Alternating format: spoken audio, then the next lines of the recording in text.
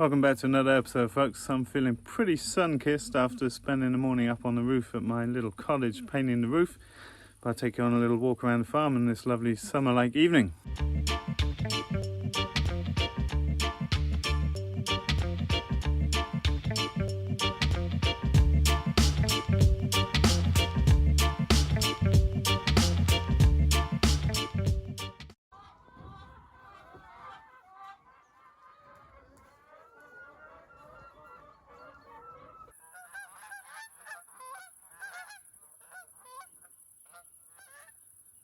Okay, haven't brought you a lot to this house for a long time. Haven't been doing a lot in here because it's summer. But Gracie and I have been painting the fronts so it looks a bit fresh. I've done some work inside, but haven't been here for the whole summer. I've ripped out all the floor. I've wallpapered the kitchen ready for the installation of floor. Painted the ceilings. Haven't done much in here yet. Cut a hole in here so we can make a room upstairs. Got a new kitchen. But today we've got climbing harnesses. Christian's here helping, and we're going to get up on the roof, paint the metal roof, because that needs a bit. So I invested in a working at height safety harness, some good ropes and belay systems, so that I can get up there and work up and down the roof. So get all that on. Okay, this is what my harness looks like. So it's got a chest and back mount, really comfy pads. That's a very nice system. Okay, we're going to tie it off on the car wheel. Should hold my little weight. And one thing you've got to be very careful with is not inducing a pendulum effect. So I'm going to work vertically up and down, keeping well away from the edge. My spray gun has got an arm extender, so I don't need to go anywhere near the edge, but obviously edges and falling off and the string pulling you in a pendulum is the danger points. It's a very steep roof, much steeper than I can walk on without a rope.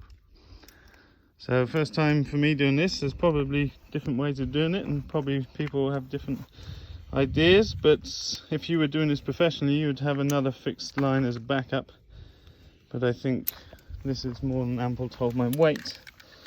And I've got my little belay device to get me up and down.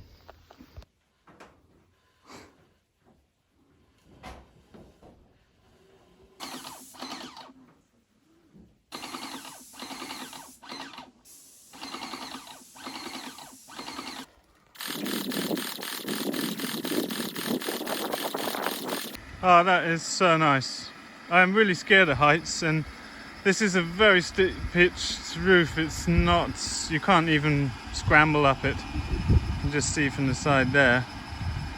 But putting all your weight on a rope like that when it's over a ridge, like obviously you could put support on the roof to stop any rope cutting, but because we're going over a smooth central bit, we decided it wasn't necessary. The rope's not fraying in any way. Bit of a job, but I'm really happy. It looks brand new again. It's wonderful. This is the old metal sheeting that's much higher quality than the modern stuff you get. Much thicker, lasts for a long time. So that should keep it going for another while. That's perfect. It's super cool because I've really wanted to paint the roof of this house ever since we moved here. I really don't like it, and it needs it for protection. But also this house was painted with a kind of plastic paint, and so the only way to really go over it is cover it with more, and so that gun is going to come into its own paint in this. It's going to be super nice. It's such a good tool. Having the right tools for the jobs. Love it. Yeah, I'm really impressed with airless spray guns. It's a really nice tool, really easy to clean as well, which is really nice because that's one of the big headaches with big painting jobs. But just doing costing for painting the house and the barns, I reckon this house has got a bigger roof than the little cottage, but this would probably cost about 450 euros to paint the roof. If I want to paint the house, I'm going to have to get involved with a sort of sky crane thing to get over the lean-to greenhouse. That's the biggest issue with painting this house, is getting up over the lean-to paint the top there. But I'm now confident it'll be really quick, and that tool was a great investment to do all of our barns, as well as put on a nice high quality coat of the fallow red, the sort of red traditional paint used on all Swedish buildings, will really bring the farm up to looking absolutely beautiful, better than it ever has for probably decades. So that might be next year's project. The birth of a grass snake. What an incredible thing. See his little eye. Oh, I saw a little bug. Right. That was like right here. Hang, hang. What? Look at the colours on him. What a cool creature. What a nice apple. That's Beauty of Bath from our espaliers. Is it a good one? Have you got pink hair?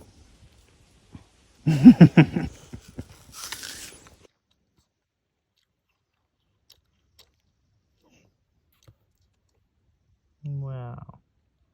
Look at his tail just curling out of there.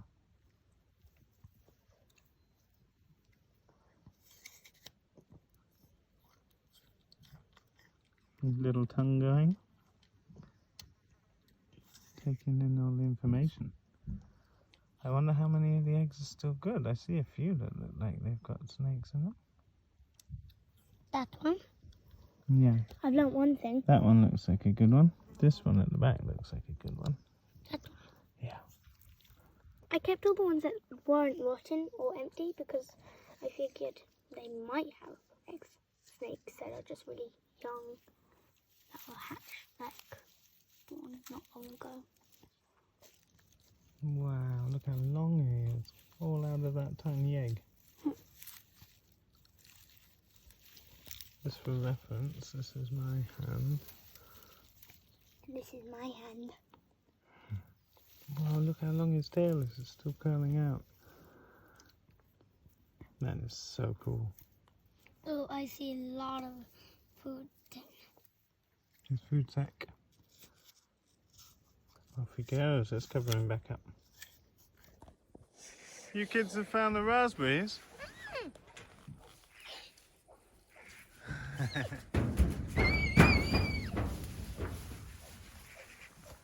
Hidden away eating berries. Perfect time of year. Sneaky peek in the lean-to. Still more beets, chards, lettuces. Some Asian greens and kales. But pretty empty in here compared to the whole of the rest of the year. Things are starting to slow down after going over the peak.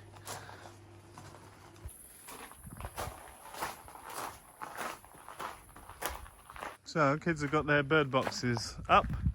Now there's obviously correct size holes for different birds, and they should be correct distances apart to avoid competition. But kids are kids, you've got to put them where they want them ultimately. So we'll see how that goes. It's been very dry, so irrigation has been on again. We've been pumping out a lot of squash and beans in excess, but big thing that's happening now is a lot of cabbage butterflies that are starting to really they will cause us some problems in the next weeks, I think. But such is life. We're not really into any chemicals or poisons or things.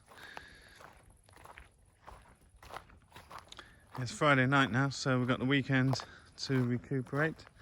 And then next week we're just doing a big clean up of the yard. We've got Joel Salison coming. It's been a bit of a palaver with the COVID situation, and obviously travel is a bit difficult this time around, but we are super excited to have him at the farm. We've got some amazing farmers coming to the seminar, so really excited for that, and really looking forward to talk with Joel about future farming. We're going to film that. I've invited Niels, who was core team with us a couple of years ago, to come back and help with filming, because he's also on intensive study after leaving the farm, and I think it'll be a great experience for him too.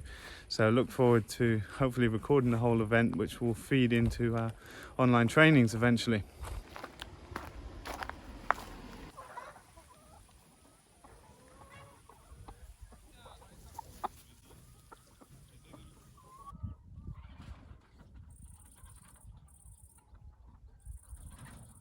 The berries come out of here. We've filled our freezers full. Some top fruit to come. It's been a good year for tree and berry growth, that's for sure.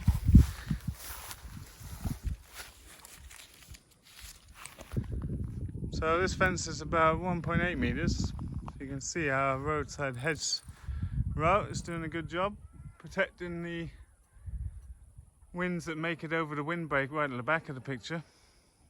Eventually this land will be so blocked up that you won't actually be able to see more than about 20 meters in any direction, and that's been my dream and vision for this place, is to just keep blocking up the landscape for shelter protection and capturing all the photons that land on us in this very short growing season.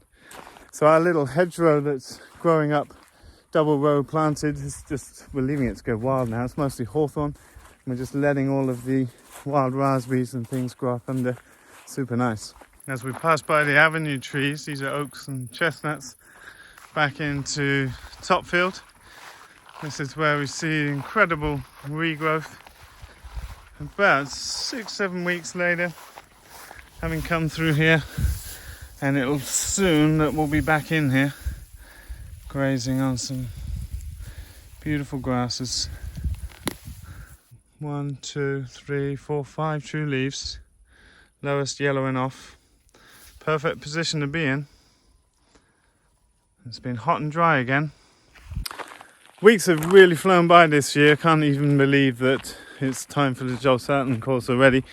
We've got our last batch of broilers up in the field here that we're actually starting to slaughter the day after the Joel course finishes, and we've invited a few of the really keen participants to join in, and we'll teach them how that process works and the regulations, etc. Birds seem to be doing good. We're really focusing attention on the top of this little hill here, which is just pure yellow sand under here at the top of Nutfield. See the nut trees in the background.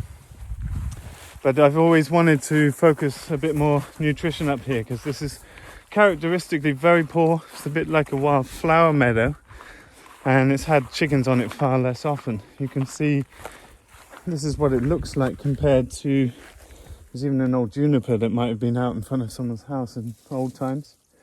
Well, quite a lot of flowers, but very poor pasture growth compared to what you see in the recovery over here.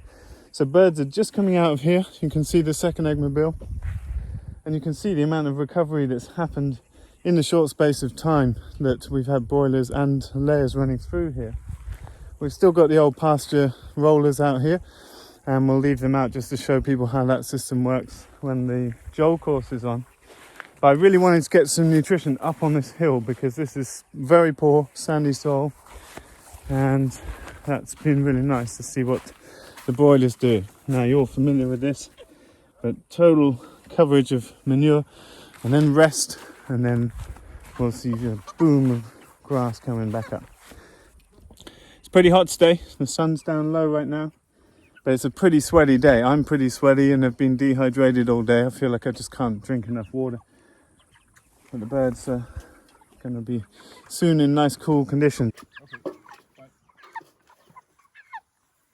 So only these 6 pens left now, and then the workload at the farm is really diminished. We basically move in the eggmobiles, cows and sheep, and the gardens, and that's it. There's a bit of maintenance obviously, but it's a time of year when everything's over its peak and is dropping back down. Just showing you my nut trees again. I've been super happy to see how the nut trees have grown this year. Been a fantastic year. There's a pecan there. So this eggmobile will be passing through to possibly catch up with the others in front field, but they might all be coming into top field. Pecans and hickories down here at the bottom of the field, these 4 or 5. Then we go into different walnuts, chestnuts, etc.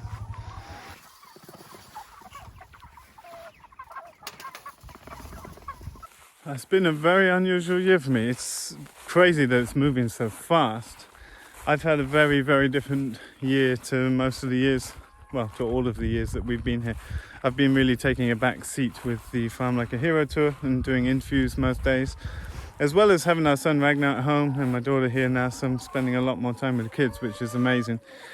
And it's very different not being so emotionally engaged with the team in the way that I would normally, and I feel like the that's quite relaxing. It's really exhausting to have had so many people here over the years and to be constantly switching between the roles of, you know, team and leader and mentor and educator and psychiatrist and all the different things that come with it. It's, you know, I always say, like, farm work and labor is easy. It's managing people and their emotional things that they come with, and you know, obviously experience throughout a long time. Most of the time our core team are here for 6 months, so it's a big amount of time in a small group doing a lot of stuff, and it's all kinds of life experiences come up for people, and then they come with all of their different life experiences. So that's the bit for me that's always been super,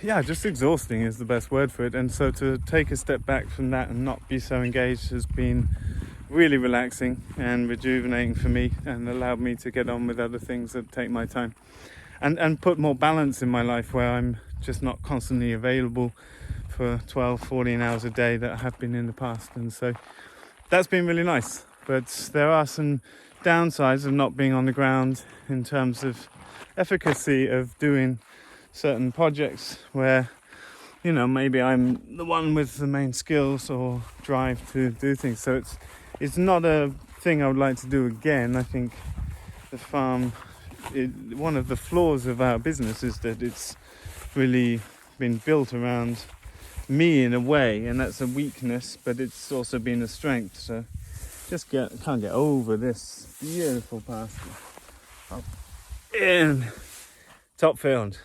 Looking forward to seeing the animals' reactions grazing through this, because they've been on pretty shoddy land up in the forest and now over at the neighbours, but they just go berserk when they get to our land again. It's just so nice. But yeah, just rambling a bit, I guess, but it's important stuff. It's stuff we're going to be talking a lot about at the Joel course. I really wanted to do a training that's not just the typical how to do pastured boilers and all the stuff that we've written in all of our books and shown on videos in intricate detail. You know, you can find all that stuff out there. So we wanted to spend a bit more time talking about some of the things in the background, how we, you know, reflections and insights on managing life. And that's an interesting thing, and I'm looking forward to hearing Joel's distillation of 50 years doing that. And it's funny, I've really taken a lot from Joel's book, Fields of Farmers. That's a great book if you are considering hosting people.